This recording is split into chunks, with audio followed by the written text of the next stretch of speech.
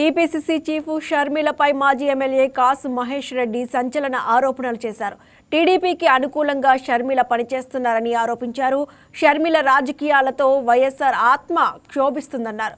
నియోజకవర్గాల డీలిమిటేషన్పై షర్మిలకు అవగాహన లేదని దుయ్యబట్టారు. ఒక పద్ధతి, ఒక సిద్ధాంతం లేని వ్యక్తి షర్మిల ఏ ఎండకి ఆ గొడుగు పట్టుకుందన్నారు. టీడీపీకి మేలు చేయడం గురించి మానేసి కాంగ్రెస్ బలోపేతానికి చర్యలు తీసుకోవాలన్నారు. చెప్పిందే జగన్మోహన్ తెలుగుదేశం పార్టీకి ఊడిగం చేసే దాసిలాగా తయారైంది షర్మిల, వైఎస్ షర్మిల. పాపం రాజశేఖర రెడ్డి గారు ఎక్కడున్నాడో కానీ క్షోభిస్తుంటుంది రాజశేఖర రెడ్డి గారి ఆత్మ ఈరోజు షర్మిల గారిని చూస్తుంటే. ఏదైతే డీలిమిటేషన్ దక్షిణాది రాష్ట్రాలకు 50% పెరుగుతుందో ఉన్న పరిస్థితుల్లో అదే మెరుగైందని భావించాం కాబట్టే దానికి సపోర్ట్ ఇచ్చాం. దానికి ఏదో పెద్ద మోడీ చెప్పిందే జగన్మోహన్ రెడ్డి గారు చేస్తాడన్నట్టు ఏదో ఒక రాజకీయ కల్లుబొల్లు. అసలు నేను ఒకటే అడుగుతున్నా ఈరోజు షర్మిల గారిని, అసలు మీకు ఒక అవగాహన ఉందా డీలిమిటేషన్ మీద? అసలు మీరు చట్టం చదివారా? కాన్స్టిట్యూషన్ చదివారా?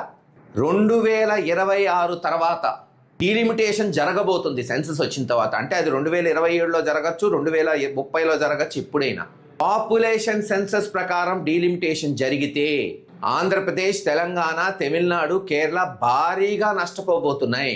దాన్ని ఎవరు ఆపలేరు. మళ్ళీ రాజ్యాంగ సవరణ చేస్తే తప్పితే.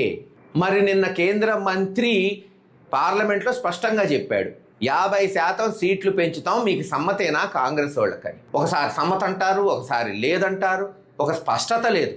గతంలో కూడా ఇలాగే చేసి నాశనం చేసేసారు కాంగ్రెస్ పార్టీని. జగన్మోహన్ రెడ్డి గారు పార్టీ పెట్టుకున్నప్పుడు కాసు కృష్ణారెడ్డి గారు పోయి చెప్పొచ్చాడు, తప్పమ్మా అరెస్ట్ చేస్తే అని. విన్నారా?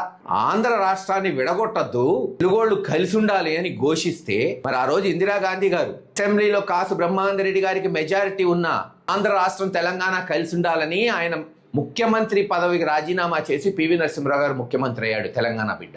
మళ్ళీ ఒక 20-30 సంవత్సరాలు కలిసి ఉన్నాం.